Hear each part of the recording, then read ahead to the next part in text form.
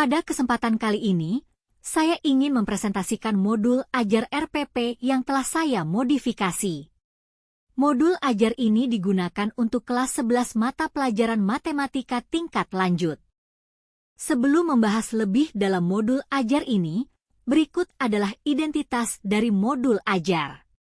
Elemen domain, aljabar dan fungsi. Materi pokok, fungsi trigonometri. Profil pelajar Pancasila, kreatif, bernalar kritis, dan mandiri. Model pembelajaran, problem-based learning. Capaian pembelajaran materi ini adalah di akhir fase F, peserta didik dapat menyatakan fungsi trigonometri menggunakan lingkaran satuan, memodelkan fenomena periodik dengan fungsi trigonometri, dan membuktikan serta menerapkan identitas trigonometri dan aturan cosinus dan sinus. Tujuan pembelajaran materi ini berdasarkan pada capaian yang telah dijelaskan sebelumnya adalah: setelah proses pembelajaran, peserta didik diharapkan dapat 1. Menggeneralisasi nilai trigonometri untuk sudut-sudut di berbagai kuadran dan sudut-sudut berelasi. 2. Membuktikan serta menerapkan identitas trigonometri. 3. Menjelaskan fungsi trigonometri dengan menggunakan lingkaran satuan. 4. Memodelkan fenomena periodik dengan fungsi trigonometri. Ciri, karakter dan kompetensi yang diharapkan dimiliki peserta didik yang didasarkan pada nilai-nilai luhur Pancasila adalah kreatif, bernalar kritis, dan mandiri. Berikut ini adalah sarana dan prasarana yang digunakan untuk menunjang kegiatan pembelajaran diantaranya: papan tulis dan spidol, laptop, bahan ajar berupa PPT materi, LCD dan proyektor untuk menampilkan PPT, lembar aktivitas peserta didik, dan aplikasi GeoGebra yang dapat membantu peserta didik untuk menggambarkan fungsi periodik. Selanjutnya, kita masuk ke kegiatan inti pembelajaran. Kegiatan ini diawali dengan kegiatan awal atau pendahuluan. Langkah-langkah yang dilakukan guru adalah sebagai berikut. A. Guru membuka kegiatan pembelajaran dengan mengucapkan salam. B. Perwakilan peserta didik memimpin doa. C. Guru menanyakan kabar peserta didik dan mengecek kehadiran peserta didik. D. Guru memberikan apersepsi tentang fungsi periodik. E. Guru memberikan gambaran tentang penerapan fungsi periodik dalam kehidupan sehari-hari. F. Guru menyampaikan tujuan pembelajaran yang ingin dicapai dalam materi fungsi trigonometri. Kegiatan berikutnya adalah kegiatan inti. Kegiatan ini mengacu kepada sintak atau langkah-langkah dari model pembelajaran problem-based learning. Langkah pertama adalah orientasi masalah. Pada langkah ini, guru mengajak peserta didik untuk membaca dan memahami ilustrasi tentang fenomena periodik pada kehidupan nyata.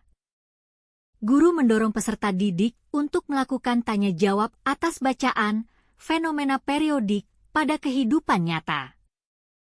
Peserta didik diminta untuk membaca materi fungsi periodik. Guru mendorong peserta didik untuk mempelajari dan mengumpulkan informasi lain dari berbagai sumber untuk memahami fungsi periodik. Langkah kedua, mengorganisasi peserta didik. Peserta didik dibagi dalam kelompok yang beranggotakan 3-4 orang. Peserta didik diminta menyelesaikan aktivitas halaman 197 sampai 198 menggunakan bantuan aplikasi GeoGebra. Langkah ketiga, membimbing penyelidikan kelompok. Guru berkeliling untuk melihat kegiatan yang dilakukan peserta didik. Guru melihat sampel pekerjaan peserta didik atau kelompok dan diskusi ringan tentang apa yang sudah dilakukan. Guru memberikan motivasi dan bimbingan kepada peserta didik atau kelompok yang mengalami kesulitan. Langkah keempat, mengembangkan dan menyajikan hasil karya.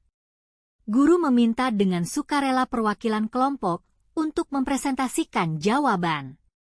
Kelompok lain diminta untuk menanggapi dan memberikan argumen tentang apa yang dipresentasikan.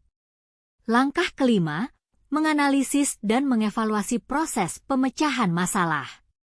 Guru meminta semua peserta didik untuk saling melakukan apresiasi terhadap peserta didik atau kelompok yang telah sukarela mempresentasikan hasil diskusi dan peserta didik yang sudah terlibat aktif dalam pembelajaran. Guru memberikan penguatan apabila ada jawaban peserta didik yang kurang sesuai.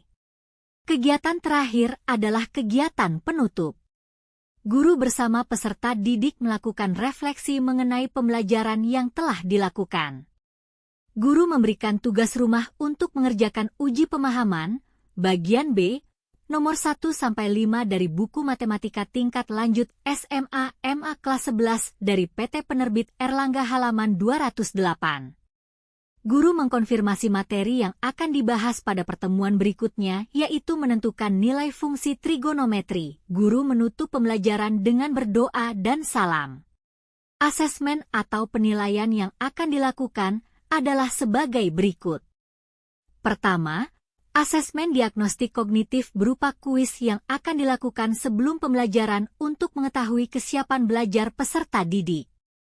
Kedua, asesmen formatif berupa lembar aktivitas peserta didik yang dilakukan pada saat pembelajaran untuk mengetahui apakah kegiatan pembelajaran sudah sesuai dengan rencana atau belum. Ketiga, asesmen sumatif berupa uji pemahaman, bagian B, dari buku Matematika Tingkat Lanjut SMA MA kelas 11 dari PT Penerbit Erlangga halaman 208 sebagai tolak ukur pembelajaran, apakah pembelajaran sudah mencapai tujuan pembelajaran yang ingin dicapai atau belum. Refleksi pembelajaran. Yang pertama, refleksi peserta didik. Guru mengarahkan peserta didik untuk bertanya kepada dirinya sendiri, setelah Anda belajar pada pertemuan ini, apakah Anda sudah memahami tentang fungsi periodik?